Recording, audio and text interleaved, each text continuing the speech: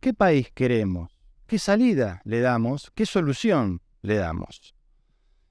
Por lo tanto, quien convoca es un movimiento llamado Movimiento Argentina 2050, del cual Vía Socialista es parte de este movimiento, y lo que hemos traído aquí a estas jornadas es también la posibilidad de discutir un programa de intervención, un programa para analizar cómo hacemos para salir de esta situación y cómo construimos otro tipo de Argentina.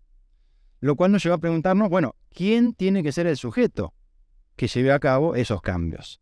A nuestro juicio, por supuesto, el sujeto es la clase obrera.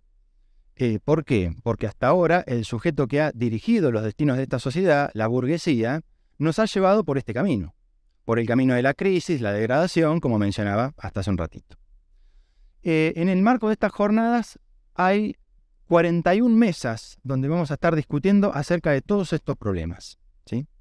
Así que bueno, para ir cerrando esta breve introducción, decirles que en esta mesa vamos a estar debatiendo, van a estar exponiendo María Maneiro, doctora en Sociología, investigadora del CONICET, con lugar en el Instituto Gino Germani, y también es docente en la Universidad de Buenos Aires. También nos acompaña Marina Cabat, doctora en Historia, también investigadora del CONICET, docente de grado y posgrado en la Universidad de Buenos Aires, militante de Razón y Revolución y de Vía Socialista. Y bueno, aclaro, debo hacer una aclaración, en esta mesa estaba convocado también Federico Fagioli, estamos viendo si está llegando, entiendo que pasa a exponer a otra mesa. Bien, pasa a exponer a otra mesa porque, bueno, él es diputado nacional, es integrante de la Confederación de Trabajadores de la Economía Popular, y bueno, tuvo una reunión en el Senado, por lo tanto, se le complicó su estadía en esta mesa, así que bueno, logramos que viniera a otra mesa. Así que bueno, sin más, decirles también que bueno, el uso del micrófono es importante para la grabación y demás. Vamos a estar exponiendo más o menos 20 minutos, igual expongan con libertad, yo en todo caso les voy a ir mostrando los tiempos y todo eso. Y también decirle al público aquí presente que es importante, bueno, vamos a estar subiendo todas las grabaciones de todas estas mesas a las redes sociales con el hashtag Argentina 2050, así que aquellos que tengan redes y estén allí pueden observarlo por esa vía. Así que bueno, doy lugar a las expositoras, arranca María y después continúa Marina. Bueno, muchas gracias por la invitación y bueno, por tratar de pensar juntos. La verdad es que tratar de pensar soluciones para el conurbano me excede, ¿no? Pero sí lo que puedo es pensar problemas. Y será una cuestión, ¿no? De pensar entre muchos cómo podemos resolver un tema tan complejo. El conurbano fue siempre, digamos, un objeto primado de la producción sociológica, de las ciencias sociales, una dificultad para el mundo político. Sin embargo, a pesar de que hay bastantes trabajos sobre el conurbano, sobre toda la región metropolitana, las universidades más importantes de nuestro país no le han dedicado disciplina de manera, digamos, obligatoria o algo así. Eso es que, por ejemplo, un estudiante de sociología puede pasar toda su carrera sin problematizar las características del espacio y del tiempo en el que vive, digo, de manera más estrecha, ¿no? Es una cuestión como para que la pensemos juntos. La primera cuestión es, bueno, ¿qué es el conurbano? Las definiciones de conurbano son también objeto de controversia.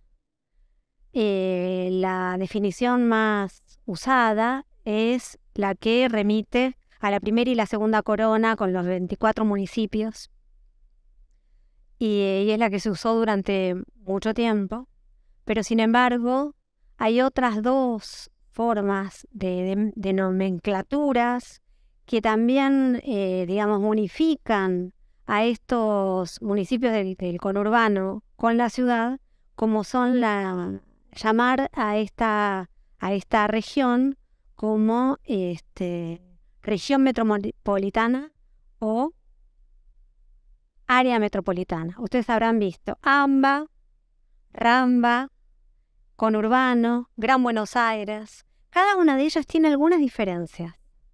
La principal diferencia entre hablar de conurbano o hablar de Gran Buenos Aires y hablar de región metropolitana o área metropolitana es que las segundas unifican como territorio en su conjunto la ciudad de Buenos Aires y los municipios, como un solo conglomerado habitacional, ¿no? Que solamente tiene una división formal en términos, digamos, de distribución de instituciones públicas y políticas de gestión, pero que sin embargo se corresponden por la unidad de vínculos laborales y de servicios a una sola unidad territorial. Ustedes sabrán, ahora que estamos en la ciudad de Buenos Aires, que aproximadamente 2 millones de personas diariamente van y vienen desde el conurbano hacia la ciudad. Con lo cual, esta división como dos realidades distintas tiene cierta complejidad. Ahora, esto quiere decir también que hablar de región metropolitana o zona metropolitana nos simplifica las cosas y también nos abre una gran complejidad en el sentido de que las instituciones de gobierno de una y otra son disímiles y las características económicas de una y otra son también muy diferentes. Entonces, por el solo hecho de pasar la General Paz o de pasar el Riachuelo, nos encontramos con realidades, por ejemplo, del Producto Bruto por persona, per cápita, que tiene el Estado para gastar en una y en el otro lugar, muy disímiles, muy desiguales. Con lo cual, cuando uno después saca medidas de tendencia central acerca de qué pasa en la región metropolitana, está en algún sentido mezclando peras con bananas, porque lo que sucede en la ciudad es muy diferente de lo que sucede en la provincia. ¿En qué sentido es muy diferente? En términos de acceso a servicios públicos, de ingresos de las personas y las familias que habitan en el lugar. Ahora ahí tenemos un nuevo problema, que es el problema, yo soy socióloga, entonces acá tenemos siempre como un tema a los sociólogos que nos es muy importante, que es cuál es la unidad. Porque si bien es verdad que el conurbano es muy diferente a la ciudad, también es verdad de que la ciudad dentro de sí misma es muy desigual y que los municipios también son muy desiguales. Entonces, trabajar con la unidad político-administrativa sirve para los estudios sobre las ciencias sociales, sobre las desigualdades, sobre las preocupaciones políticas, sociales, económicas. Bueno, puede servir siempre y cuando uno también pueda ver qué elementos se están oscureciendo atrás de mirar todo ese conjunto como si fuera un conjunto uniforme. Hay desigualdades de clase, hay desigualdades de género, hay desigualdades geolocalizadas de territorios, no es lo mismo un lugar que otro. Entonces, bueno, momentáneamente por el pedido de la mesa, vamos a dejar de lado las desigualdades de la ciudad, que son un tema súper interesante, pero no conformarían parte del objeto que ustedes me pidieron, y vamos a empezar a pensar un poquito el conurbano. Las formas en que se ha clasificado el conurbano han sido generalmente dos. Una que es pensar primer y segundo cordón, y otra que es pensar los vectores, ¿no? El corredor norte, el corredor oeste y el corredor sur. ¿Por qué se han pensado esas clasificaciones? Porque en principio las formas en que se ha construido el hábitat en esos lugares han ido constituyendo una historia que va del centro a la periferia a partir de las redes ferroviarias. Entonces, primero hubo una mayor construcción de infraestructura dentro, ¿se escucha? Me parece que sí. Una construcción de infraestructura mucho más importante en el primer cordón, más cercano a la ciudad, y sobre todo en todo lo que se constituyó frecuentemente como cabeceras de partidos, que fueron las estaciones de tren del ferrocarril. Entonces, tenemos dos elementos a considerar. El primer elemento a considerar es este primer cordón que se habita más tempranamente, y como se habita más tempranamente en otros contextos, se fue generando una urbanización con características infraestructurales mucho más sólidas. Ahora, ¿esto quiere decir que la diferencia entre primer y segundo cordón nos explica las desigualdades del conurbano? No, la verdad que no. ¿Por qué? Porque las cabeceras de partido, también del segundo cordón, que estaban cercanas a las vías del ferrocarril, también tuvieron pequeños espacios con urbanizaciones más sólidas, con infraestructura más completa, en donde habitaron los trabajadores que fueron constituyendo carreras laborales con mayores certezas, mayores derechos y con salarios que pudieron constituir una carrera relativamente ascendente a lo largo del tiempo durante el siglo XX. Este es uno de los aspectos que yo quería decir. El otro aspecto que es importante pensar es qué sucede si nosotros pensamos el conurbano desde los vectores norte, oeste y sur. En principio es bastante conocido entre la población, ¿no?, que la zona norte, ¿no?, dicen algunos, no es conurbano, ¿no? ¿Por qué? Porque los niveles de vida y la calidad de muchos de sus servicios se asemeja a la ciudad, sobre todo cuando estamos hablando de dos municipios, Vicente López y San Isidro. Sin embargo, la zona norte es mucho más que Vicente López y San Isidro, y Vicente López y San Isidro son muchísimo más que algunos de sus lugares, porque hay villas, asentamientos que tienen las mismas características de vida sin acceso a derechos como lo tienen otros lugares. De todas maneras, ahora vamos a mirar los datos. Otro de los aspectos importantes es la característica específica, no sé, la particularidad de la zona sur. Yo soy nacida y criada en zona sur, así que en general mi objeto de trabajo es la zona sur del conurbano. ¿Cuál es la característica del conurbano zona sur? Es que en general se pobló a partir de una industrialización tradicional que provenía de los primeros momentos de industrialización, inclusive muchos de ellos previos al peronismo, a partir de la relación entre el modelo agroexportador y el modelo agroindustrial. Entonces es una red que se constituye, sobre todo entre los años 20 y 30, a partir de los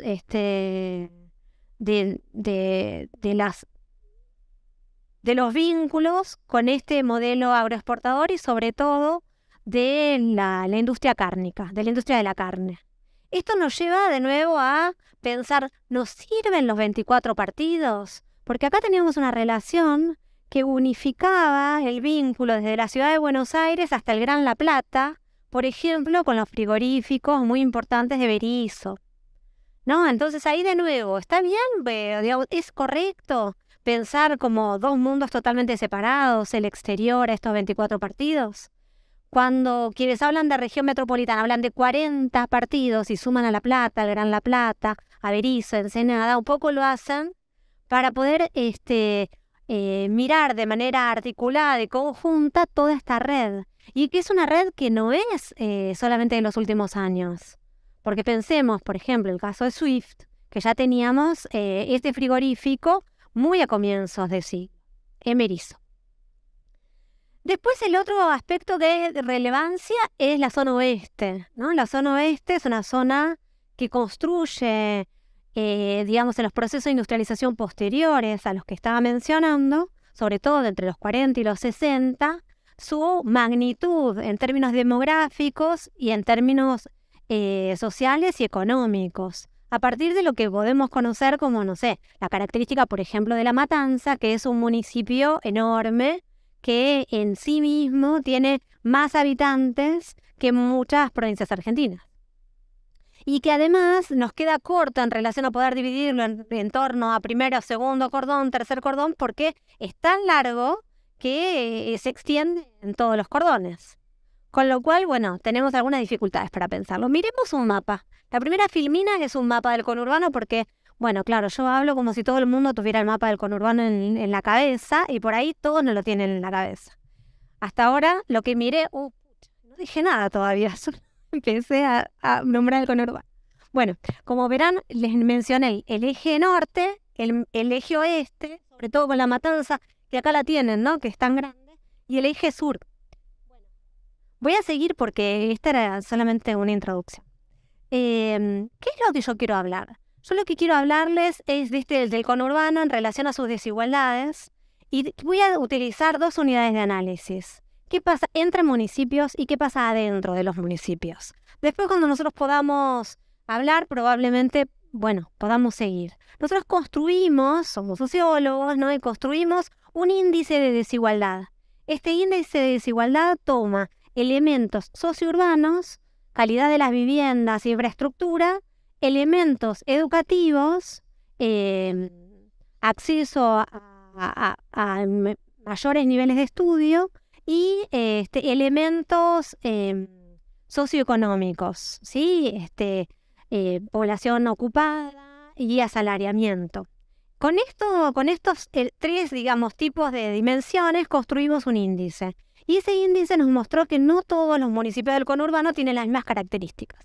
Cuando vos mires, acá tienen entonces un cuadrante, ¿no? En donde acá tenemos el componente de estructura de servicios, ¿no? Por ejemplo, cloacas, electricidad, agua potable.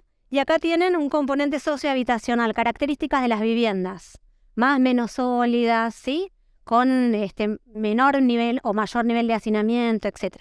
Y lo que nosotros podemos ver es un poquito lo que ya sabemos, pero con más precisión, ¿no? Tenemos a Vicente López y San Isidro, quedaron medio raros allá, digamos, como los municipios que están mejor, mientras acá tenemos a Florencio Varela, que siempre está en el top bajo, ¿no? Bueno, Berazategui y Quilmes, en general la zona sur, como verán, está acá abajo, la zona norte en general está allá abajo, y la zona este es muy heterogénea entre sí. Ahora, este es un índice 2001 y el que viene va a ser el índice 2010. ¿Qué podemos mirar de esto? Digamos, es una de las cuestiones que tenemos que evaluar si queremos pensar qué cosas mejoraron o no mejoraron durante la década kirchnerista, ¿no? Que en la primera mirada, digamos, si uno estuviera de acuerdo con todas las políticas, podría priorizar de que realmente hubo algunas mejoras porque tenemos muchos más municipios que están más cerca de la centralidad del cuadrante. Si nosotros miramos, digamos, también desde otro punto de vista, lo que podemos ver es que muchos de los mismos municipios siguen estando en la periferia, digamos, en esta periferia en donde todavía le falta mucho. Con lo cual, bueno, es una cuestión para ver, después yo puedo precisar mejor qué mejoró, qué no mejoró, en qué aspectos sí mejoró, por qué algunos aspectos no pudieron mejorar que nos hacen pensar esto para los años subsiguientes, ¿no? Porque hay un cuello de botella en relación a las posibles mejorías pensadas desde este punto de vista, etcétera, etcétera. Pero sin embargo, sí lo que podemos decir es que algunos elementos sí mejoraron y que el cuello de botella es absolutamente imposible de resolver si no es con otro tipo de medidas, ¿no? Digo, las dos cosas me parecen importantes. Ahora vamos a tratar de mirar, sigo con la siguiente, un mapa en donde ustedes pueden ver una especie de semáforo. 2001 es este. Lo que acá estamos haciendo es mostrar las desigualdades ya no a nivel de los municipios, sino a nivel de todo el territorio. ¿Y qué es lo que nosotros podemos ver? Lo que está marcado en verde son los radios censales en donde viven personas que tienen mejores niveles de vida, ¿no? Y que podrían cumplir con los requisitos mínimos de bienestar para poder vivir. Como ustedes ven, en línea punteada tenemos la red de ferrocarril, con lo cual es muy notorio cómo hay una relación que les contaba al principio entre estaciones de ferrocarril, cabeceras de partido y mejores mejores condiciones de vida. Ahora, lo que ustedes también pueden ver es que después tenemos una periferia de color amarilla, ¿no? Que en algunos aspectos tiene bienestar y en otros no, y que en general está muy al ladito de la verde, y lo que tenemos son periferias muy lejanas en términos generales, pero no solamente rojas con niveles bajos de calidad de vida.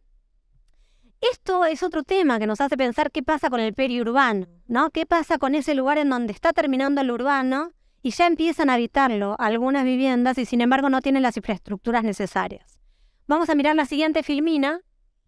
Lo que podemos ver es post-kirchnerismo mejoraron. Las áreas verdes y las áreas amarillas se redujeron. Es muy importante esto. ¿Por qué se redujeron las áreas amarillas y aumentaron las áreas verdes? Es decir, hay un elemento que es significativo, es fundamental. Vamos, algunas de las áreas que antes eran amarillas pasaron a ser verdes.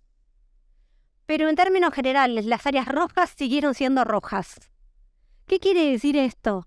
Que la posibilidad de llegar a un nivel de vida adecuado era tan lejano en las áreas rojas que las áreas rojas no pasaron a ser amarillas.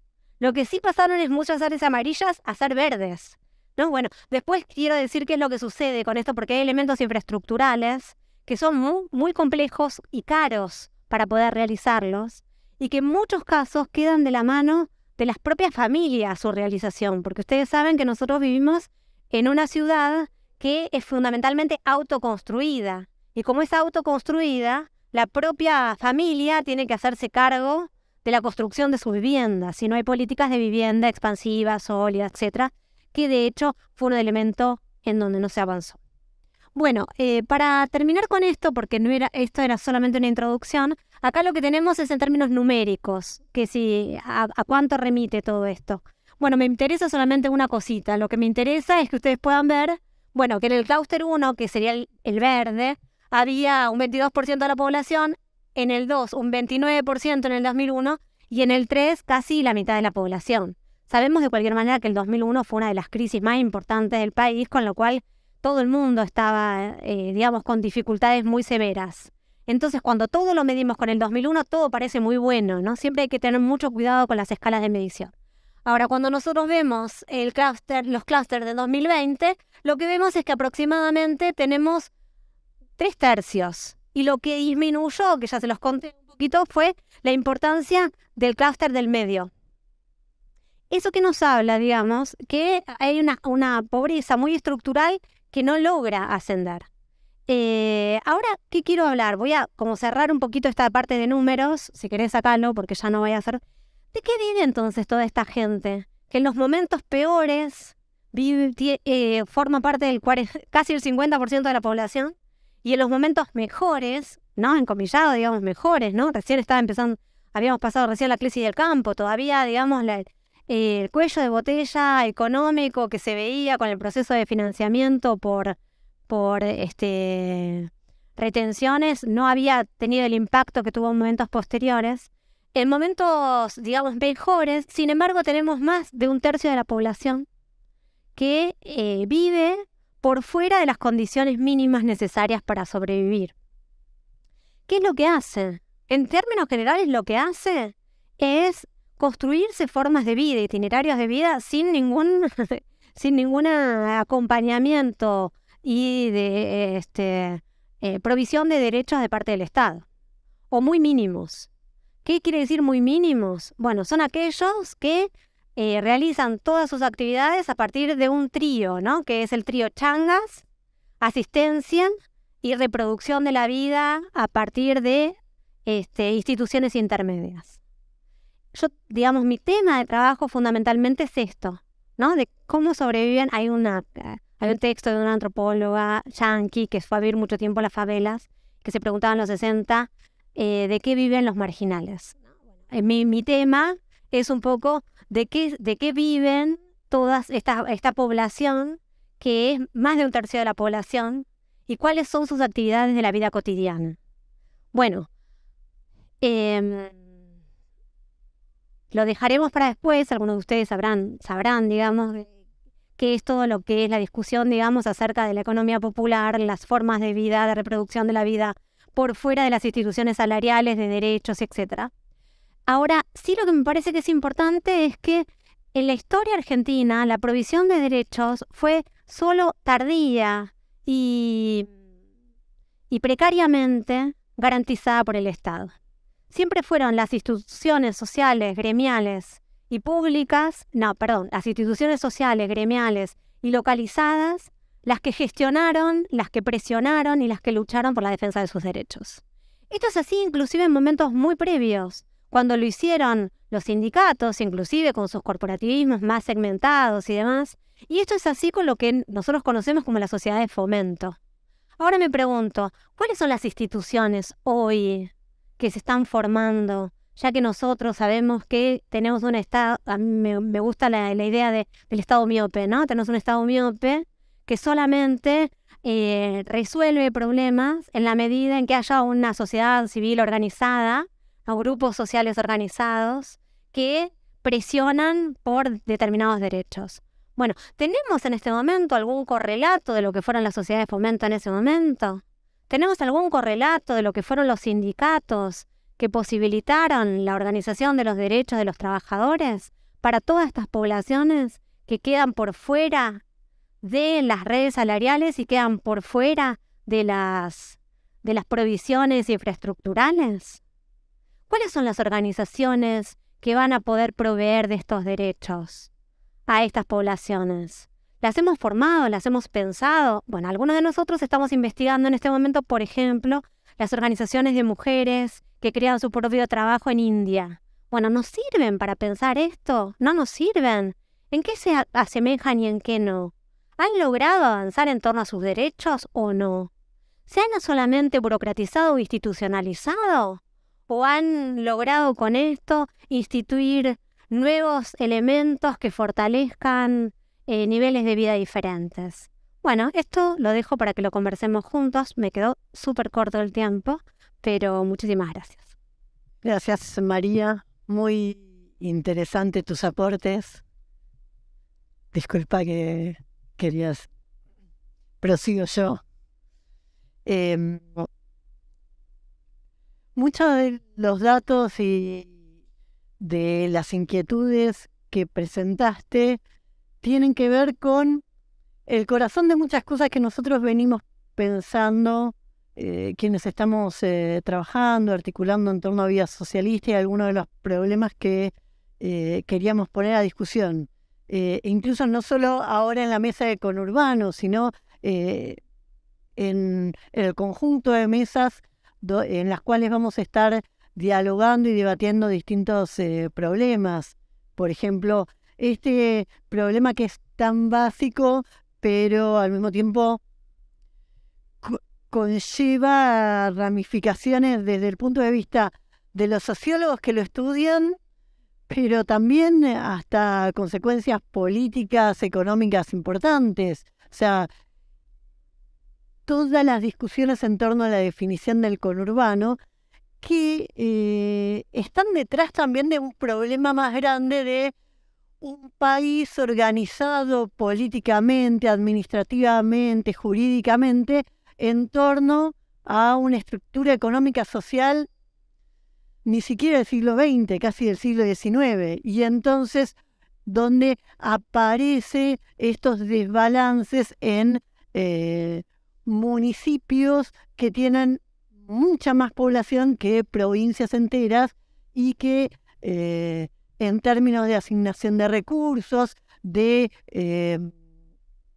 peso político electoral, etcétera, quedan, si se quiere, devaluados en torno con otros. Y entonces pensar hasta cómo toda la gente que hoy habita el conurbano es justamente representada en términos políticos, de tal manera de que una persona, la decisión de una persona en términos políticos valga lo mismo, sea donde sea que esa persona viva, y que hace al elemento de la base de la democracia, es uno de los elementos y una de las discusiones que, si se quiere, hoy tenemos que darnos, pero que, por supuesto, conlleva otros problemas. ¿Qué pasa con el federalismo? ¿Qué pasa con las provincias? Bien, va a haber una mesa específica para discutir esto. Arranco por acá planteando porque cuestiones que aparentemente podrán parecer superficialmente como de semántica, una discusión erudita entre sociólogos, historiadores, economistas, en realidad está detrás también de quién decide, por ejemplo, una ley del aborto libre y gratuito y qué peso tienen distritos con mucha menor población en relación con el peso que tienen en términos políticos su representación en el conjunto del Parlamento argentino todos los habitantes del conurbano. Entonces son cuestiones y problemas que están asociados.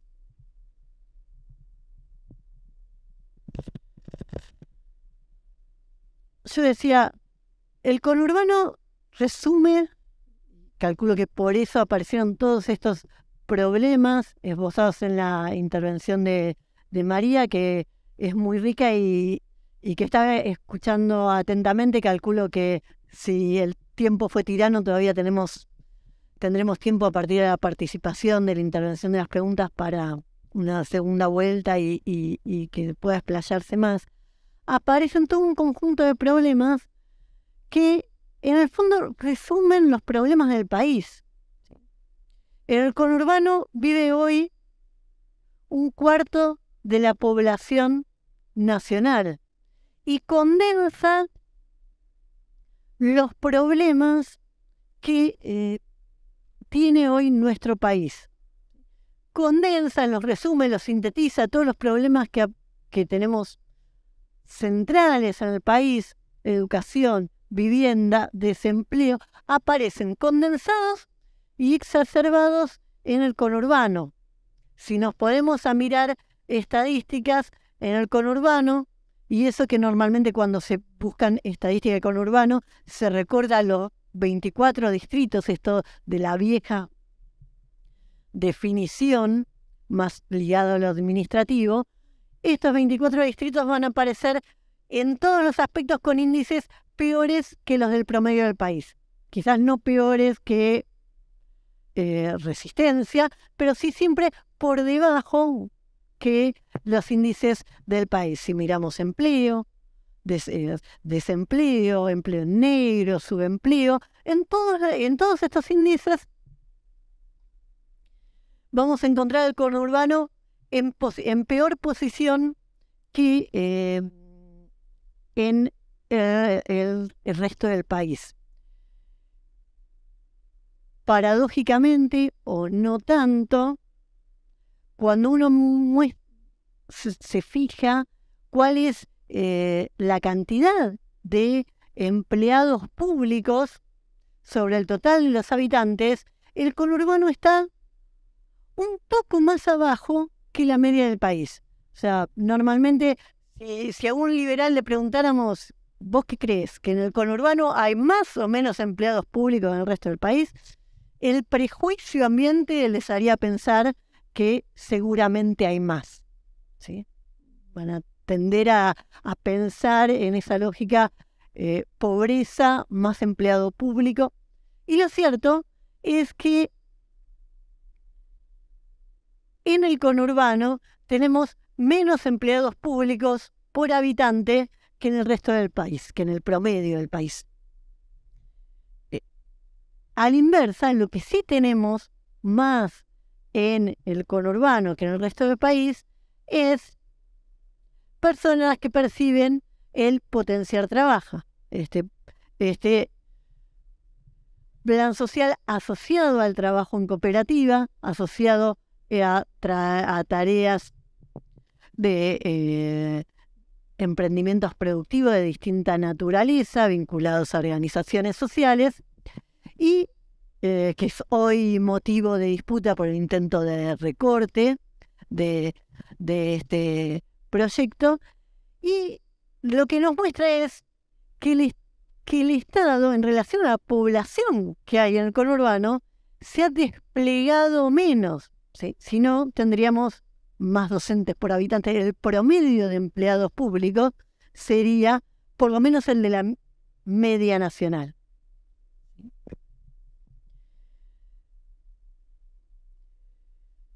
Entonces, tenemos los problemas de empleo más acuciantes, un menor peso del empleo público y la condensación de todos los problemas sociales que aparecen en el resto del país, que o se manifiestan de forma más aguda o más temprano.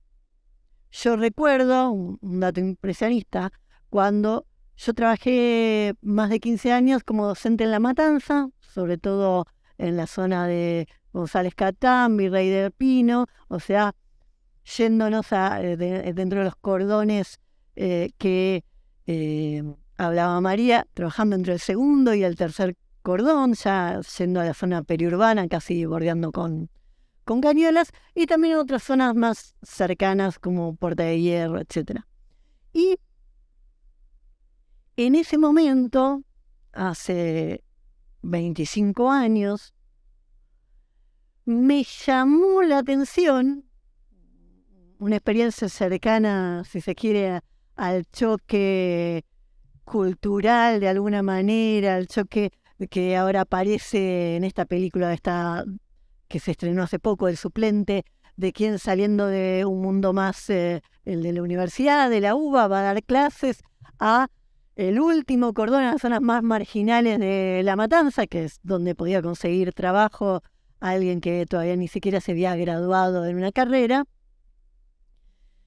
Me llamó la atención hace 25 años cómo trabajando con chicos que eran el equivalente de, hoy sería un segundo, tercer año de secundaria en provincia, un primer, segundo año de secundario en capital, cómo tenía un alto porcentaje de estudiantes que no sabían leer y escribir. Desde quienes no sabían leer y escribir en el sentido más básico del término, de hacer la grafía y poder leer, aunque sea lentamente, a el analfabetismo funcional de leer y no comprender lo que se escribía.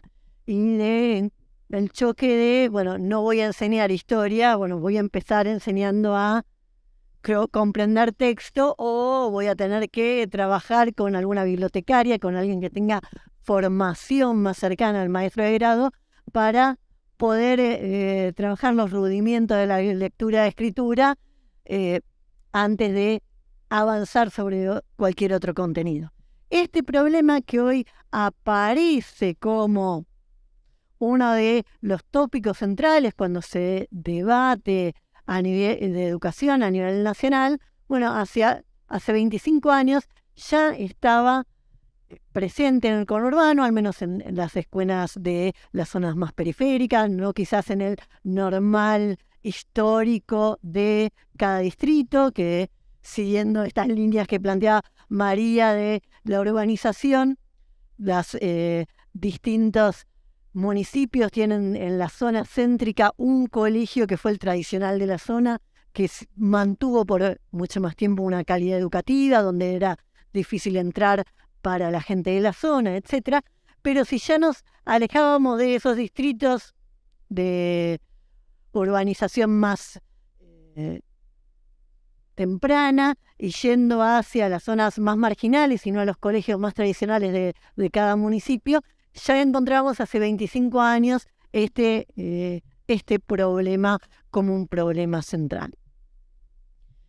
Acá me planteaba Nicolás que para esta primera ronda estoy un poco justa con el tiempo.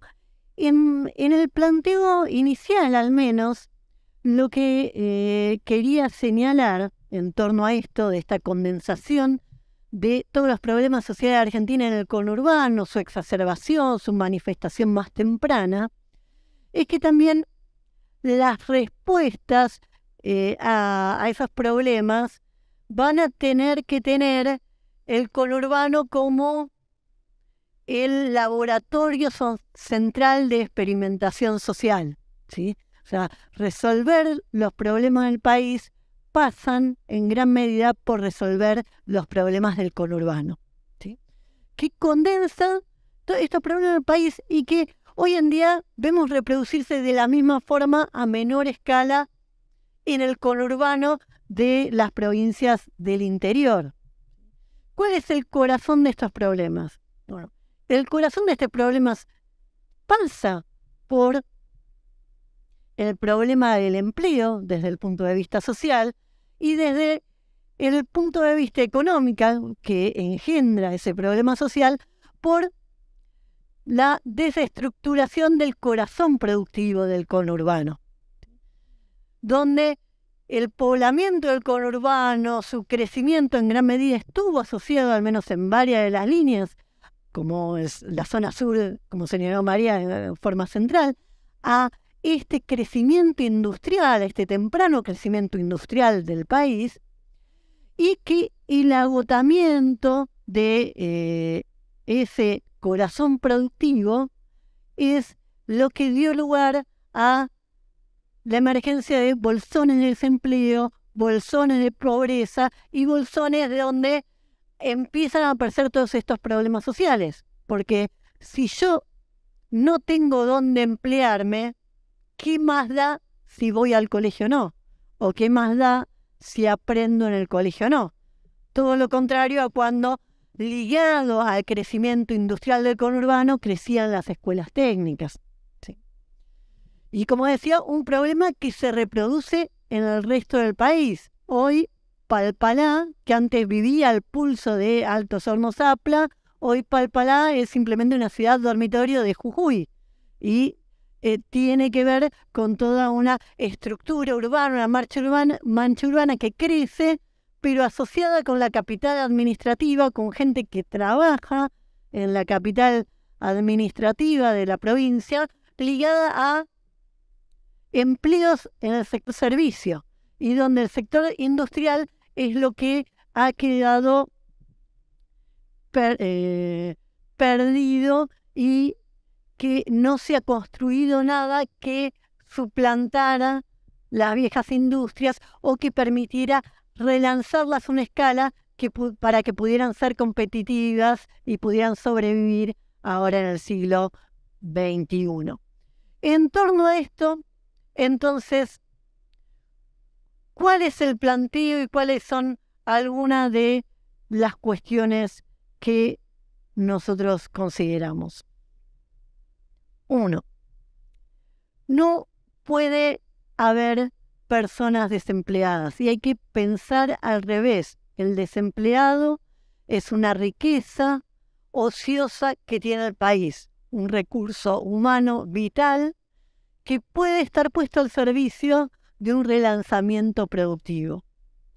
Por eso nosotros estamos trabajando. Nicolás Villanova está en una mesa de desempleo los próximos días y se va a explayar sobre esto con mucho detalle en las cifras, planteando incluso de dónde sale la plata para esto, pero creemos que están las condiciones para un plan de desempleo cero, y donde todo desempleado o toda persona que hoy vive de algún tipo de plan o proyecto productivo al estilo del Potenciar Trabaja, pasa a ser empleado del Estado bajo convenio, en blanco, con los salarios de convenio del Estado, y emplearse en empleos productivos que el mismo Estado desarrolle. María hablaba de un Estado miope. Nosotros a veces hablamos de un Estado bobo, un Estado que junta recursos y los pone al servicio de la burguesía. En vez de usarlos, los dilapida en subvencionar a la burguesía, en incentivar a la burguesía para que la burguesía haga, en tratar de promover y darles facilidades para que la burguesía haga, y la burguesía no hace. Algunos datos en relación con esto vinculados a formas de promoción industrial que no están funcionando. Del 2002 al 2022, el número de parques industriales en el país creció de 60 parques a 600 parques. Todo un crecimiento cercano al 600% en un contexto que la industria creció solo el 26%. ¿Cómo podemos tener un boom y una primavera de los parques industriales en un contexto de una industria estancada o en retroceso?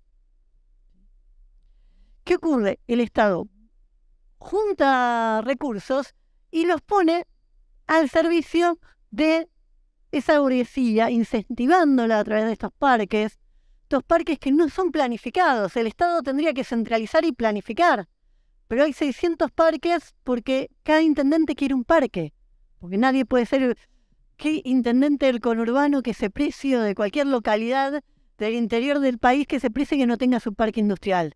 Y entonces hay 1, 2, 3 parques industriales sin complementariedad, sin una lógica, ¿sí? Una centralización.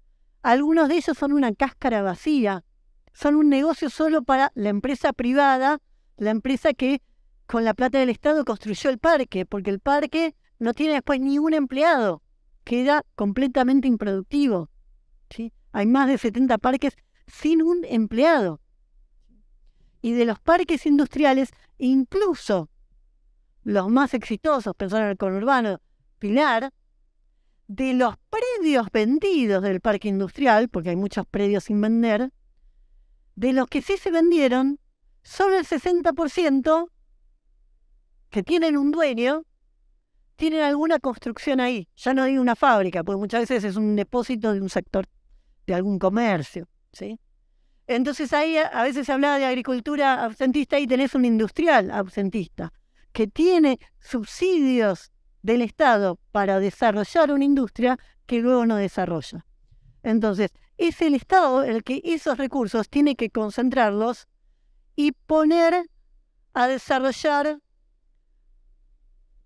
emprendimientos productivos que por su escala sean competitivos, sean eficientes y logren impulsar lo que nosotros creemos que debe ser un renacimiento del conurbano, un renacimiento que tiene que estar ligado a un desarrollo productivo y a un desarrollo productivo cuidado, porque hay que recuperar el riachuelo, hay que recuperar el balneario de Quilmes, etc. Y eso es una industria que está o desarrollada por el Estado o fuertemente monitoreada por el Estado, porque el hábitat del conurbano y las condiciones de vida de los habitantes del conurbano son tremendamente importantes. Cierro acá por ahora, así abrimos a intervenciones.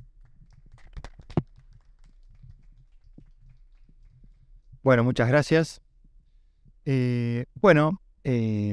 Lógicamente en estas jornadas y la idea de esta mesa y de todas las mesas es darle la oportunidad a los aquí presentes, al público en general, a que puedan preguntar lo que se les ocurra en torno a la mesa, en torno a las exposiciones, para también darle lugar a las expositoras a que puedan seguir, ¿no?, ampliando y desarrollando esta intervención. Así que están abiertas las preguntas, hay un micrófono especial para el público. Sí, mi pregunta es, ¿qué peso le damos en estos problemas del conurbano a la urbanización? Porque yo he notado, estando en el conurbano, que por lo general son casas de un solo piso, por ahí mucho terreno, una sola casa. ¿No sería una posibilidad para mejorar estos problemas estructurales tratar de construir quizá algún superbloque de 4 o 5 pisos de toda la cuadra y que eso, al tener más concentración poblacional, permita acceso a transporte público y a servicios un poco más sencillos, un poco más fácil de acceder?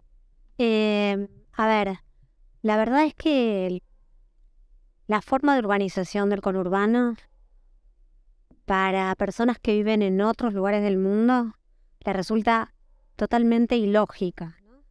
Como cuando yo les contaba, por ejemplo, yo hice mi postdoctorado en Francia y amigos que vienen de otras disciplinas y que no son de ciencias sociales y además no conocen demasiado de América Latina, cuando yo les comentaba que, digamos, el 90% de las viviendas de el núcleo del conurbano eran de autoproducción, ellos se sorprendían tremendamente.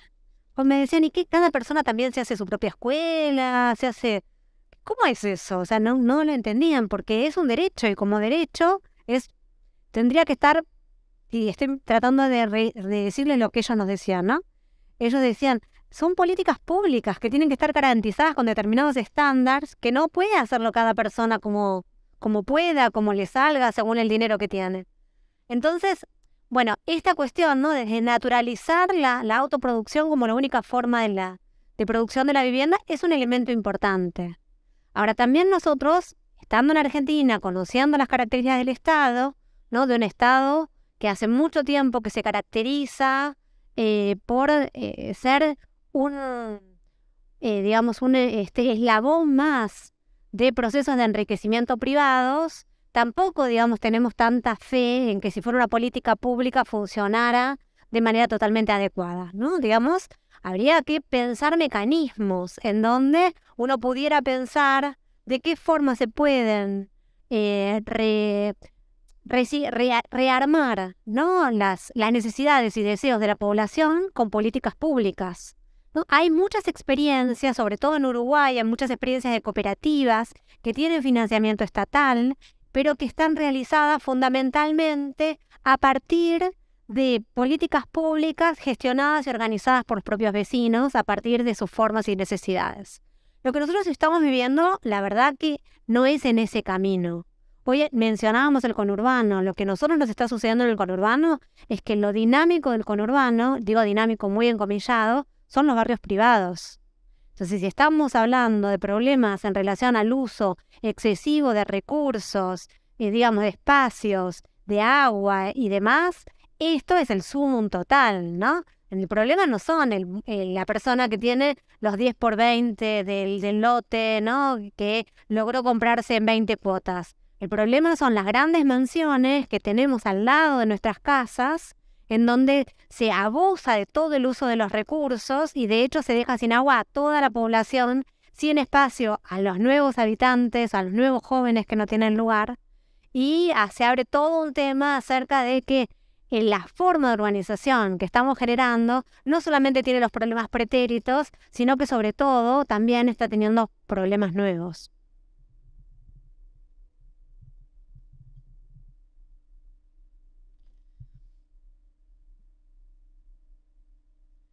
Hoy el problema de la vivienda es uno de los problemas centrales que vivimos.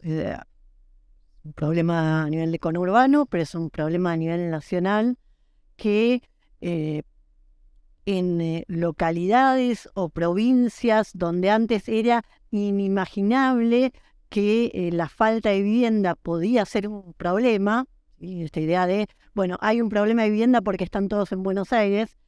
Hoy el problema de la vivienda se ha nacionalizado y afecta a todas las provincias donde hoy por hoy hay déficit de vivienda propia, hay déficit de vivienda para alquilar.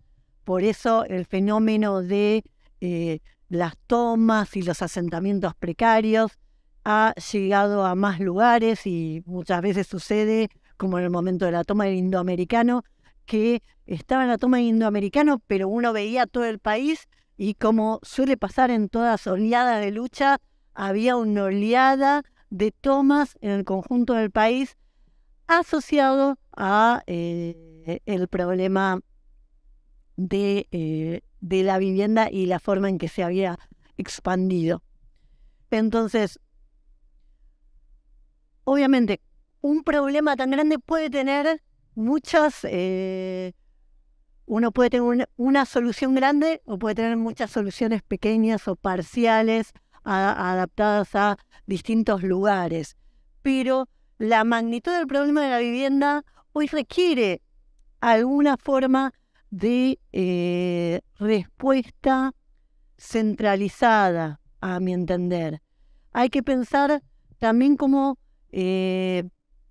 la historia de la política de la vivienda y cómo los problemas de la vivienda en un principio se fueron solucionando en una forma más bien autogestiva, ¿sí? Y esto está muy relacionado con la historia del conurbano, o sea, los problemas de la vivienda que podía haber en la década del 20 y el 30, se fueron solucionando a medida que las líneas de transporte se ampliaron hacia el conurbano con la compra del terrenito y la edificación.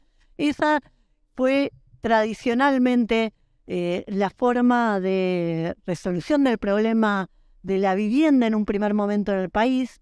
Si uno piensa en la década del 40 y el 50, es un momento donde el problema de la vivienda tiende a ir resolviéndose, pero por esta vía.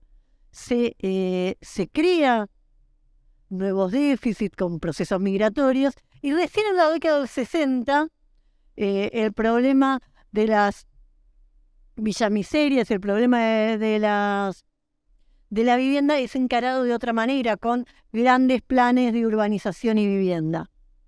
Y en las últimas décadas, y estoy hablando de ya más de 3, 4 décadas, esos planes, grandes planes estatales de vivienda, vienen en decadencia, en un proceso donde las instituciones estatales, lo que antes era el FONAVI, se desmantelaron y no se reconstruyeron. Y las políticas de vivienda que hubo fueron políticas más micro por el lado de cooperativas, pero que no lograron resolver el problema en general. Como decía María, en algunos índices uno puede ver algunas mejoras parciales del kirchnerismo en algunos aspectos, pero no en el de viviendas. Pensemos que en la construcción estatal de viviendas en la década del 90, que no fue una década récord en esto, había un promedio de 39.000 viviendas construidas por el Estado por año. El kirchnerismo, en su primer tramo de gobierno, o sea, hasta el recambio con Macri, tenía 38.000 viviendas construidas por año en su mejor momento por el Estado. Entonces, no se recupera ni siquiera los niveles del menemismo ahí. Sí es verdad que se terceriza en otros sectores, pero se pierde esta escala, esta planificación urbanística que puede dar los proyectos del Estado. Y esto es un problema que arrastran los gobiernos de distintos signos, porque Macri no lo resolvió y la gestión en la ciudad de Buenos Aires es igual de mala. Si uno quiere ver qué hacen las instituciones del gobierno porteño en relación con vivienda, salen a recorrer los barrios populares al estilo Lugano, Soldati o el que hay atrás del Piñeiro, tratando de recomprar una casa, un departamento hecho por el Estado en la década del 60, 70, 80, 90. ¿Qué quiere decir? El Estado ya no fabrica más casas, pero compra a sus viejos propietarios las casas que el Estado compró en el 60, 70 para tener una vivienda para darle a una persona discapacitada en situación de calle, a un caso hiper excepcional, que finalmente se le otorga una vivienda, que sortea toda la burocracia y logra acceder a una vivienda. Entonces, tan malo es la política de construcción de vivienda. En ese sentido, un problema de esta naturaleza puede tener distintas soluciones. Yo personalmente creo que el corazón del problema de la vivienda, lo cual no excluye otras iniciativas, pero que el corazón del problema de la vivienda tiene que ser tomado en manos del Estado y tiene que implicar una reasignación de recursos del Estado y repensar el espacio urbano. Hoy en día hay grandes terrenos del Estado, por ejemplo, dedicados al ejército, que en algún momento eran zonas marginales, pero que hoy quedaron completamente rodeadas por el ejido urbano y que hoy no tiene sentido que allí en San Miguel esté Campo de Mayo, ¿sí? Que tengamos ahí 5.000 hectáreas urbanizables desperdiciadas, ¿sí? Lo mismo podemos decir de las 140 hectáreas de el Palomar. Entonces, tenemos que pensar en la relocalización de espacios, así como que tenemos que pensar en la relocalización del Siam, se no puede estar allí en Catán, ¿sí? Entonces, una sociedad que ha cambiado, un tejido urbano que se ha modificado, nos exige pensar una reestructuración de todo ese espacio urbano, del conurbano, y ver cómo podemos utilizar estos grandes espacios. Y ahí tiene que estar la mano del Estado, y no como un Estado bobo que le subsidia y que en el medio del subsidio o que subcontrata y esa plata del Estado va a parar a la empresa contratista que va a llenarse de dinero, va a hacer obras que no van a tener la calidad necesaria, porque muchas veces yo estoy defendiendo los grandes planes de vivienda, pero sabemos que algunos de ellos han sido deficitarios. Hoy los vecinos de Lugano luchan todavía porque no quieren escriturar a veces los departamentos, porque por las fallas de los edificios no podrían mantenerlo, y mientras que no lo escrituren es responsabilidad en parte del Estado que los construyó y que tiene en parte la garantía. Entonces, tiene que haber una participación de los mismos vecinos en el planeamiento, en el control, en el monitoreo de estos proyectos. Y no tiene que, ese negocio de la construcción no tiene que quedar en manos privadas, ¿sí?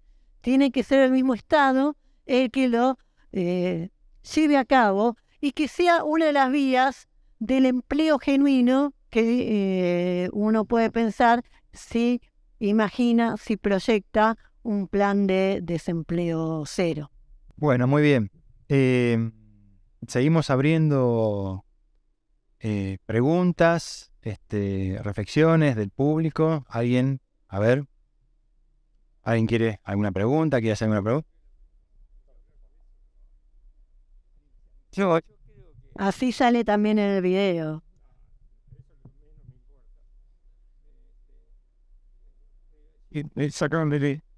Creo que lo principal de todo es la educación. Eso es muy importante, porque con la educación se hace todo, ¿eh?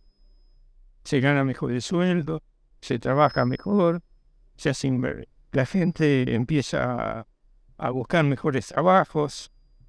Eso creo que es muy importante, especialmente para la gente pobre. Eso, y veo que hay poca importancia en la educación a la gente pobre, ¿eh? Los colegios tendrían que estar abiertos sábado y domingo para jugar, para los chicos, para todo eso. Bueno, entonces, ya está. Bueno, entonces está hecha la reflexión, la pregunta. ¿Avanzamos con esto o seguimos? Dale. Primero digo 2 o 3 cositas que quedaron del tema anterior y después por la educación. Tal vez yo tengo un matiz acá con Marina sobre el tema de la centralización, ¿no? ¿Por qué? Bueno, porque experiencias sobre todo de países europeos que lograron realizar grandes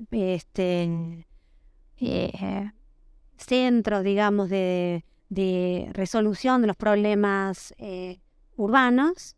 Por supuesto, si vos me decís es eso nada, vamos con los planes centralizados y con los grandes lugares, porque gente que no tiene dónde vivir, tiene dónde vivir.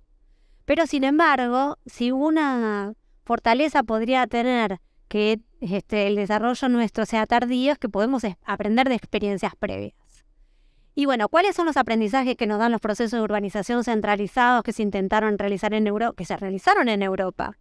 O sea, en general lo que produjeron fue espacios muy fuertemente guetificados para determinados grupos poblacionales, en donde lo que se hizo fue que eran lugares para pobres. Y ya vivimos, como vimos, ¿no? En los mapas del conurbano, están fuertemente sectorizados para espacios para un grupo social y espacios para otros grupos sociales, y muy rápidamente tienden a degradarse esos espacios. Entonces, en general, lo que, digamos, nosotros pensamos, decimos, es cómo hacer para que los espacios sean menos claramente geolocalizados en términos clasistas, ¿no? Porque hay una tendencia muy rápida a que después los espacios degradados, inclusive aunque sean viviendas que tienen los servicios mínimos y básicos, resultan después en espacios en donde no hay demasiada relación social con otros grupos diferentes. Entonces, este es un tema que me parece que lo tenemos que pensar.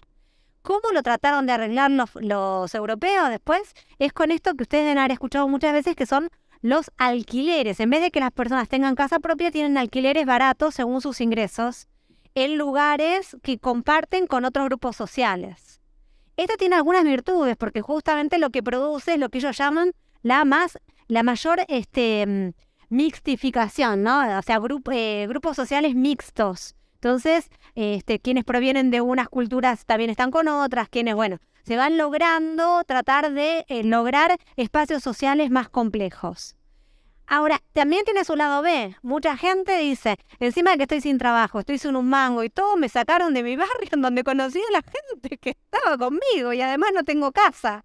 Solamente es algo que ya no es mío. Con lo cual también tenemos que pensar si es una situación que se resolvió o no se resolvió, porque mal o bien también son sus lugares.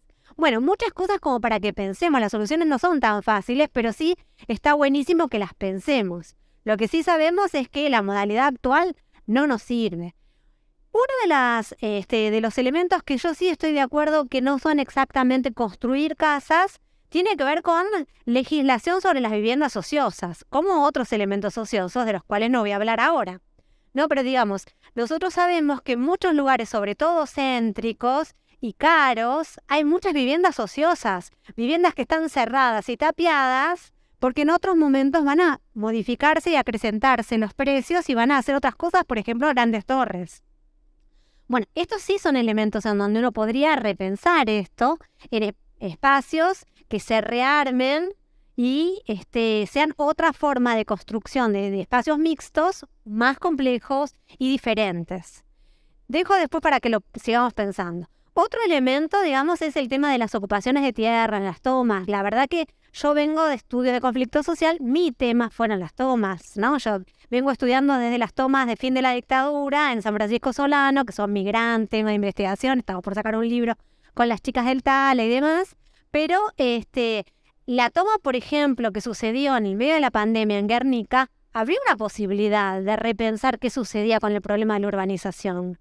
Y la resolución de un gobierno que muchos compañeras de los territorios, de los espacios, tenían confianza en que iba a resolver derechos, una resolución absolutamente ligada a lo represivo, cerró muchas de las y hay alternativas, ideas que se podían llegar a pensar acerca de cómo construir nuevas formas de ejercicio de demanda de derechos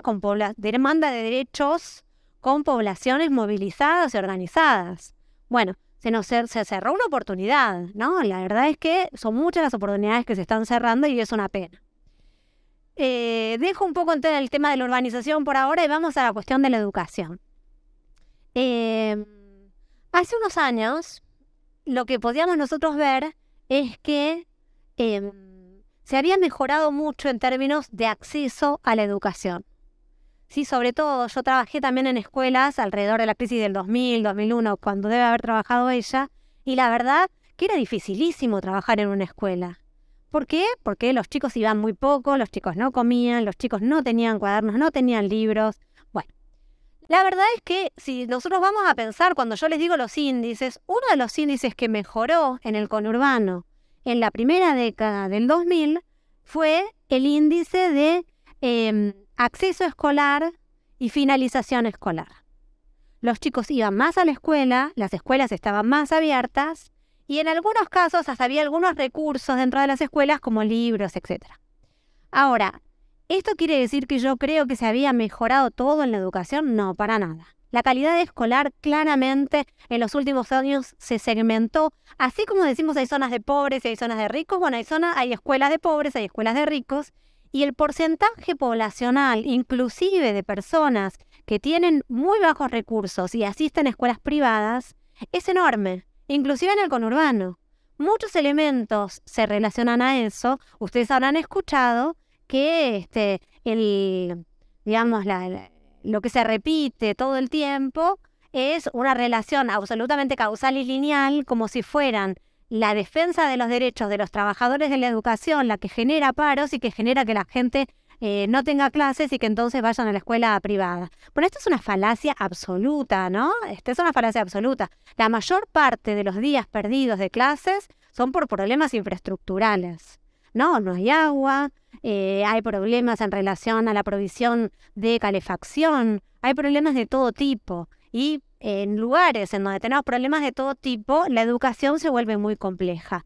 Entonces, ¿qué quiero decir con esto? Me parece importantísimo que los chicos hayan accedido a ir más a la escuela, pero me parece también que el tema de la calidad educativa y la calidad de la educación pública, que había sido una de las características centrales que diferenciaban a nuestro país de otros países de América Latina, es un elemento que tenemos que volver a poner en el tapete.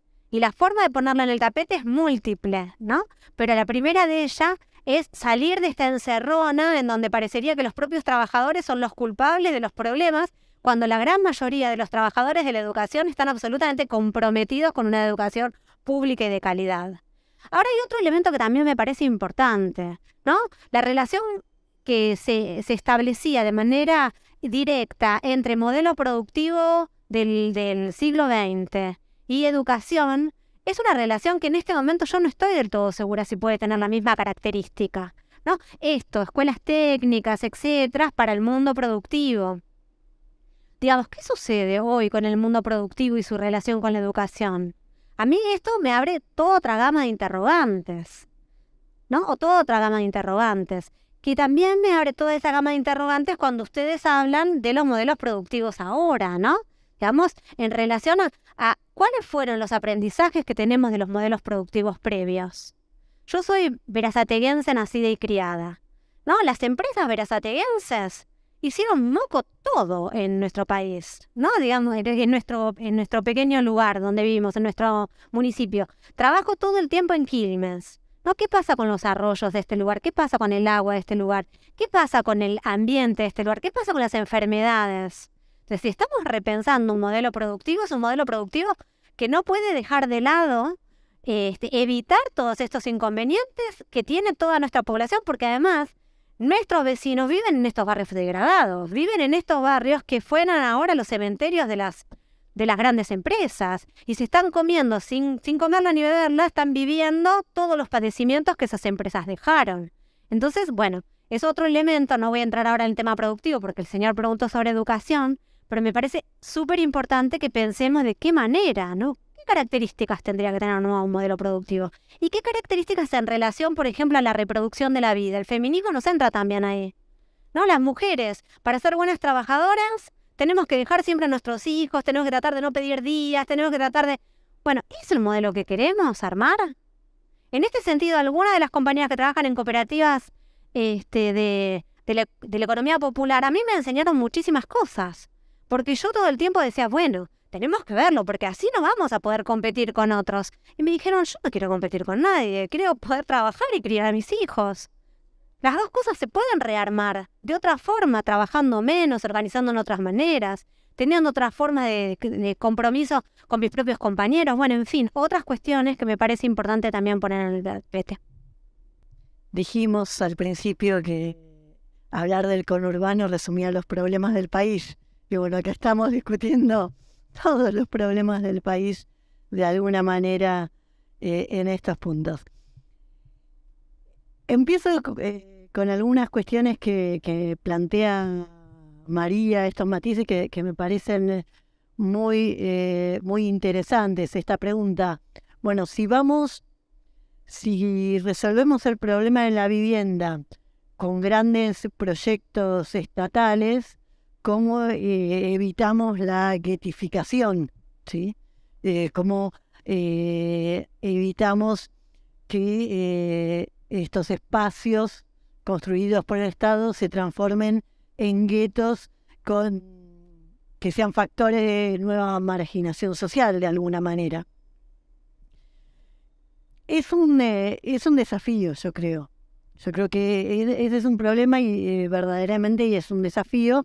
Yo creo que uno de los elementos tiene que pasar por el planeamiento urbanístico. Por eso yo ponía sobre la mesa, el primer ejemplo que ponía era el de la disponibilidad de las tierras urbanizables de Campo de Mayo, porque es un espacio donde el Estado puede urbanizar, pero donde puede crear espacios verdes, donde puede crear hospitales, escuelas, un espacio bien organizado que permita que por la forma de la edificación, del trazado urbano, etcétera, no favorezca al menos esta guetificación de la cual habla María. Y lo mismo la calidad constructiva. Recuerdo hace un tiempo, con Nicolás lo estudiaba más él que yo dirigía en parte, guiaba esa investigación, una investigación sobre vivienda y las políticas públicas de vivienda a lo largo de los años. Yo tengo el vicio del historiador, entonces siempre, pobre Nico que viene de sociología, siempre dije, pero fíjate qué pasó en los 40 y en los 50 y en los 60, para comparar, para ver si se puede hacer de otra manera. Y una de las cosas que aparecía y que algunas organizaciones vinculadas a organizaciones sociales, vinculadas a proyectos de construcción de vivienda, venían denunciando es cómo con la década se fue achicando los metros cuadrados de las construcciones de los edificios públicos. ¿Sí? De tal manera que edificios que están construidos donde Nico, que mide más de 1,80 m, apenas puede entrar por la altura, los techos tan bajos, la forma de construcción de la vivienda, son espacios ya pensados para condiciones de vida degradadas, que no respetan los metros cuadrados, las aberturas, etcétera, mínimos razonables para que sean habitados en forma cómoda por una familia. ¿Sí? Y en ese sentido también recordaba en parte la posibilidad de que las viviendas sean alquiladas y no dadas en propiedad. Es una posibilidad que uno siempre puede contemplar. Es un problema porque siempre a veces es un elemento de presión del gobierno de turno. Para mí siempre la vieja política del Partido Laborista en Inglaterra era un modelo, y si ven un film de Ken Loach en 1945, hay unas entrevistas a los... yo adoro Ken Loach, así que siempre para mí es un ejemplo para todo algún film de él, pero hay unas entrevistas a gente del Partido Laborista que participó en los primeros proyectos de construcción de viviendas que no se dieron en propiedad, sino en alquiler vitalicio a las personas, y de tal manera que no pasaran a ser parte después de compraventa inmobiliaria, el negocio inmobiliario. Y el cuidado en el diseño de ese plan de vivienda para que los distintos espacios que iba a necesitar una familia, para la higiene y la salubridad, una serie de cosas que yo creo que obviamente no son las mismas viviendas que uno quisiera construir hoy, siglo XXI, pero ese espíritu es el que uno tendría que recuperar, que vivienda construida por el Estado no sea sinónimo de vivienda de mala calidad, de una vivienda que el obrero que accedió a ella no quiere escriturarla porque si no tiene que pagar una millonada en arreglar un ascensor de mala calidad que había puesto la constructora en ese edificio y que no puede hacerse cargo de los problemas estructurales que tienen edificios como los que hay en Lugano.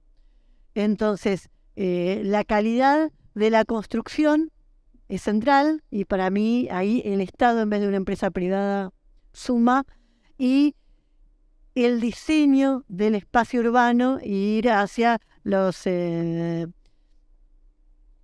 grandes espacios y que nos permitan no solo construir viviendas, sino construir un medio ambiente amigable para las personas que viven allí.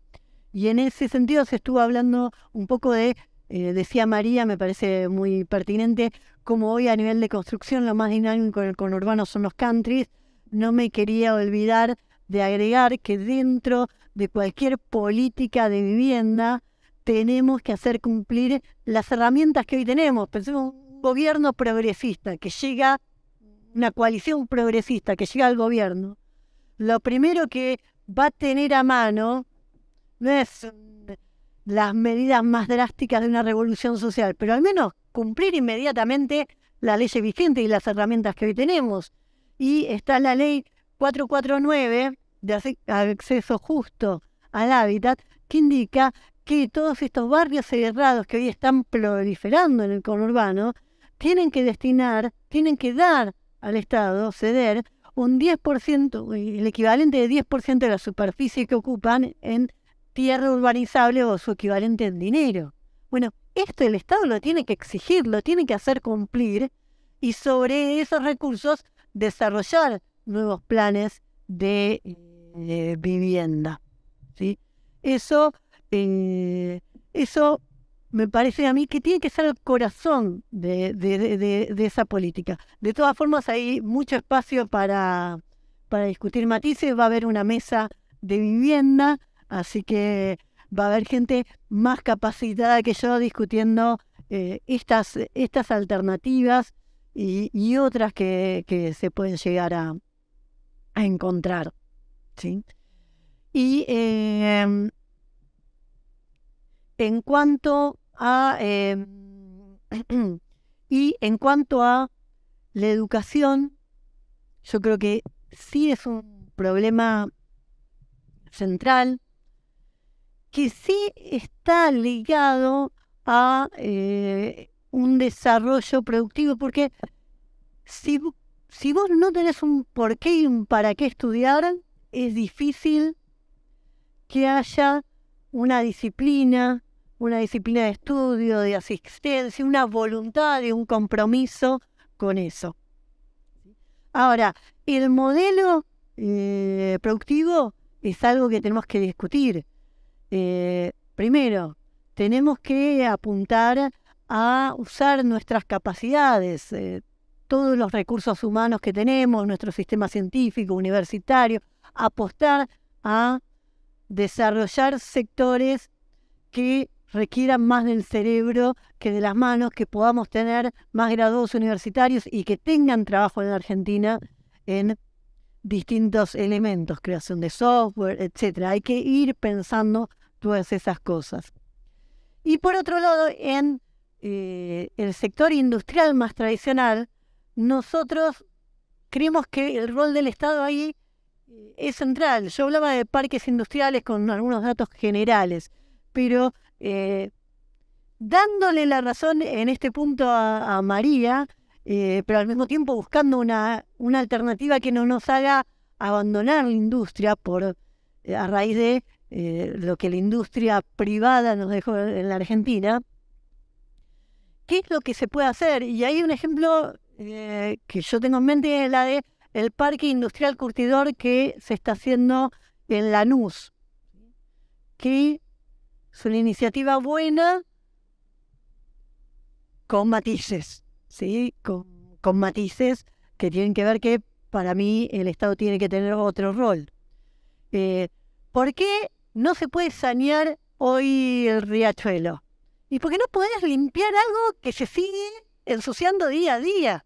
Entonces, si se siguen tirando residuos sin tratamiento al riachuelo, no hay operación de limpieza que valga. Es tirar el dinero si se está ensuciando por otro lado de ese mismo río.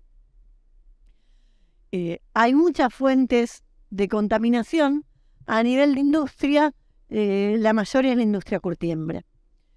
En función de eso se ha buscado una solución ¿qué pasa? Nuestra industria pyme privada, ninguna de ellas puede sostener el costo de lo que es el tratamiento de efluentes.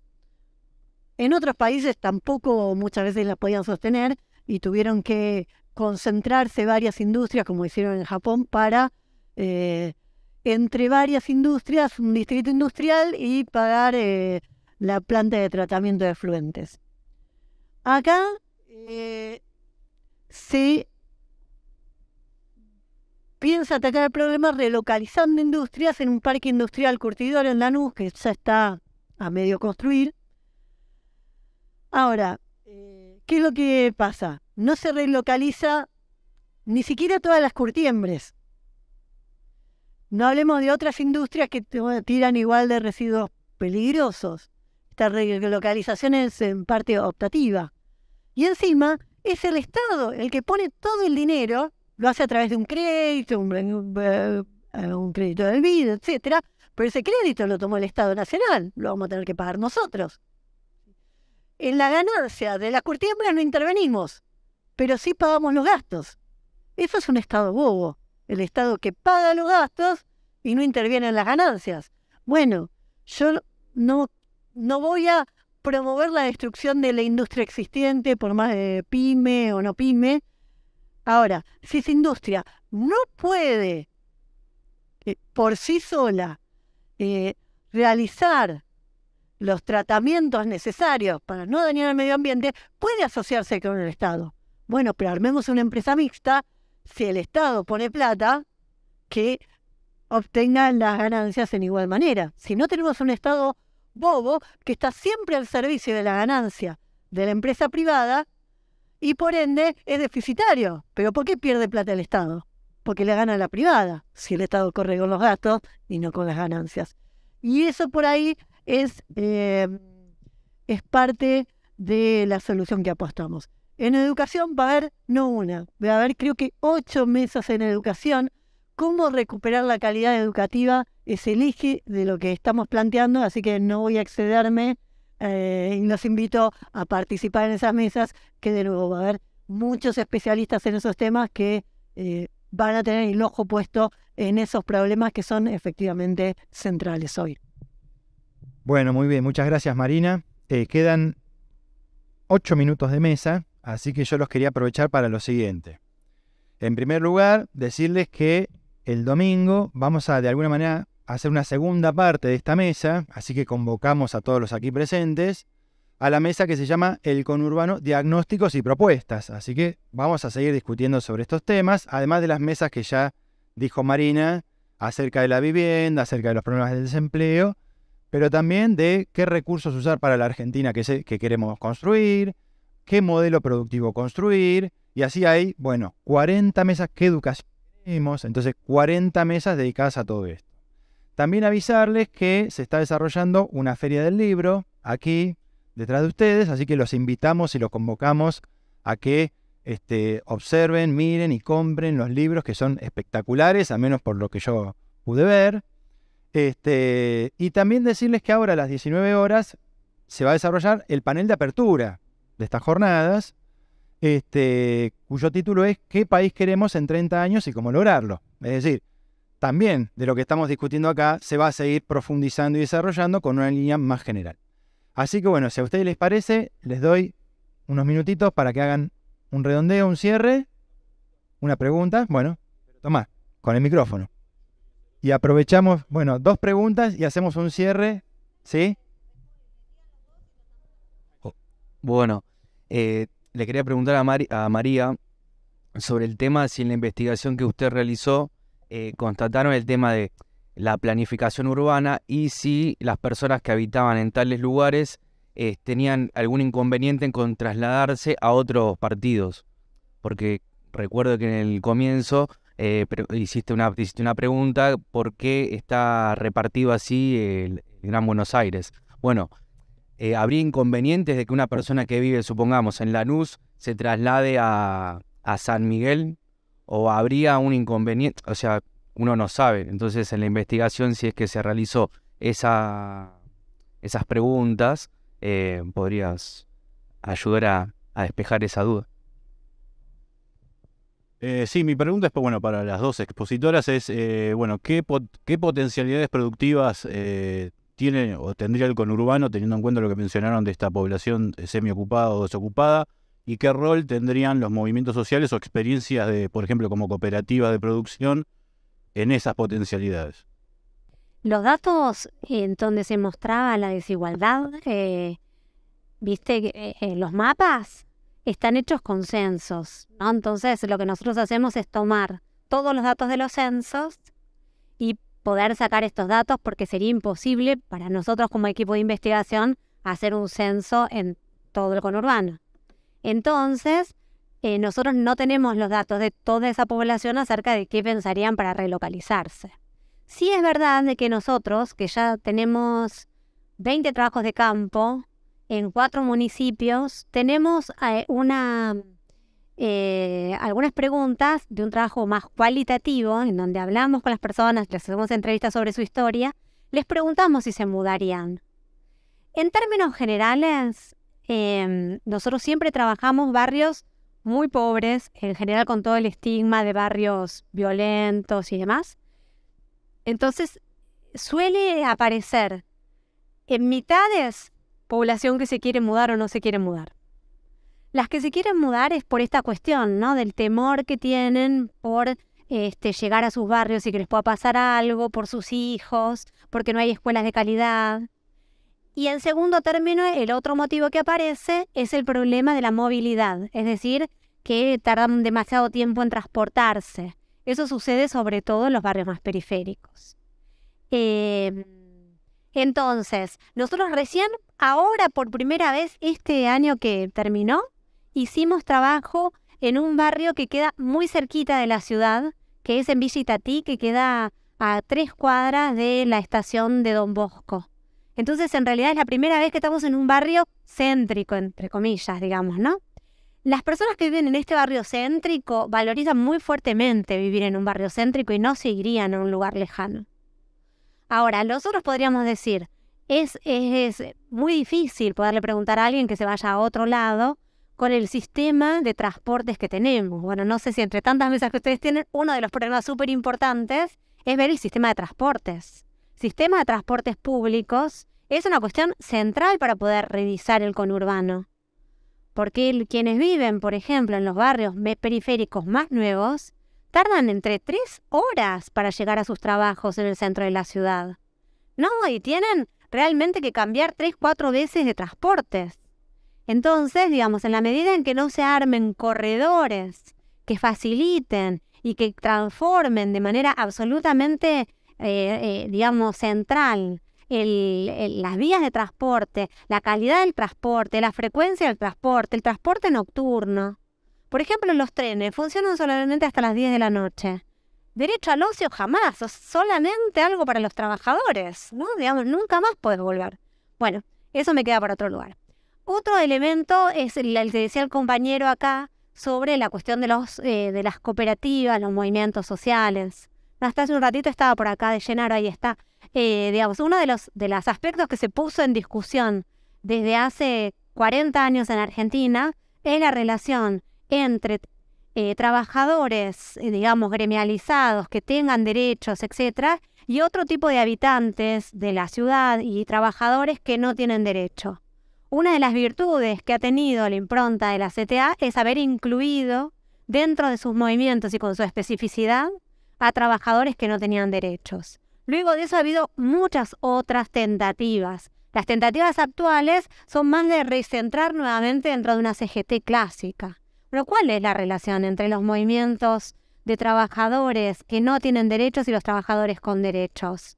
El modelo clásico, digamos, corporativo, segmentado, burocratizado, centralizado, ¿es el modelo que nosotros queremos? ¿O la apuesta más democrática, más amplia, en donde se piensa el trabajador no solamente como un ser que es un recurso humano, sino como un ser en su conjunto, que vive y no solamente produce, sino se reproduce? Todo el trabajo reproductivo que las feministas tanto nos ayudaron a pensar, ¿no tiene que formar parte de modalidades de organización, de formas de relación con los sindicatos o con las organizaciones de defensa de derechos? Bueno, son cuestiones yo las recontra trabajo, me súper interesan, pero hoy seguramente no las puedo seguir diciendo. Muchas gracias. Bueno, muchas gracias por todos tus aportes y por eso yo voy a dar una breve respuesta a tu pregunta. ¿Cuál es la base para un relanzamiento productivo?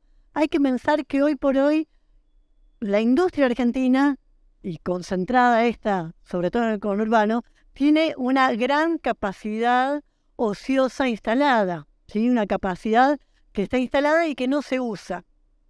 Que en el contexto, la forma en que se la ha tratado de relanzar hasta ahora no ha sido posible, porque por las ineficiencias de nuestra industria, que tiene cierto atraso tecnológico y muy baja escala, entonces por ende muy baja productividad. Un ejemplo es la industria del calzado que yo conozco bien. Ahora, si siguiendo el modelo de empresa mixta, reubicamos esas industrias en un parque industrial, buscamos la forma de desarrollar una alianza Estado-Pymes, ¿sí? Donde el Estado ponga capital, las pymes ponen capital y tienen acciones cada uno en función de lo que han puesto, y elevamos entonces la escala, podemos relanzar esa industria. Y hoy, por ejemplo, con la industria del calzado, con la capacidad instalada actual, sin una máquina más, hay suficientes máquinas para cubrir toda la producción de calzado en el mercado interno, que hoy se sigue importando un montón de calzado y se sigue perdiendo parvas de divisas en eso, y todavía exportar un cuarto de la producción y generar, habíamos hecho la cuenta, más de 75.000 puestos de trabajo allí.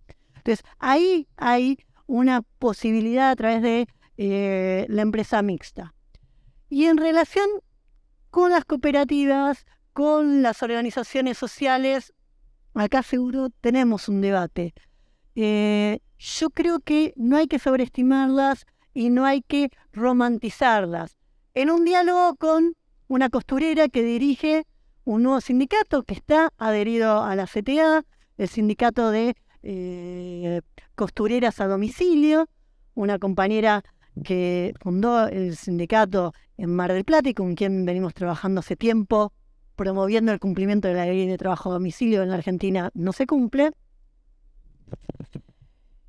Con esta compañera, en una charla que le invitamos a hablar sobre las condiciones de las trabajadoras en la industria de la confección, sean las que trabajan por su cuenta, como las que trabajan en cooperativas. Ella formaba parte de distintas experiencias en ese sentido y participa de otros núcleos organizativos como que nuclean trabajadores informales. Cuando yo le planteé la posibilidad de este tipo de empresa mixta, estatal, privada, y donde el empleado tenga las mismas condiciones laborales de cualquier empleado estatal, aplaudió el proyecto en vivo. Entonces, y veía las ventajas de una cooperativa más las ventajas del empleo en blanco, y introduciendo la variable de las necesidades de reproducción de la vida social y las necesidades que las compañeras tienen para compatibilizar la vida laboral y la vida familiar, eso tiene que estar contemplado en estos espacios, y tenemos que ir hacia convenios laborales que amplíen la licencia de maternidad, las distintas formas de licencia por cuidado, y que alguien pueda tener un trabajo con todos los derechos de un trabajo en blanco y que pueda cubrir en determinados momentos las necesidades de reproducción de su familia. Y yo creo que eso juntaría lo mejor de ambos mundos, ¿sí? Y equipararía y evitaría, porque María me parece muy, muy pertinente cuando trajo a colación el tema de el peligro de transformar en guetos construcciones estatales centralizadas. Y para mí el mundo de las cooperativas y los movimientos sociales librados a esta dinámica propia tienen el peligro, por más de que les vayamos sumando derechos y otras cosas, de profundizar la fractura que hoy hay en la clase obrera, de la que está en blanco, la que está en negro, la que está en el sector privado, en el sector estatal, en movimientos sociales.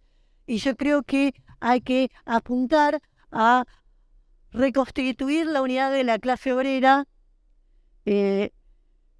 buscando los mayores beneficios que la clase obrera argentina ha conseguido en cada uno de estos sectores.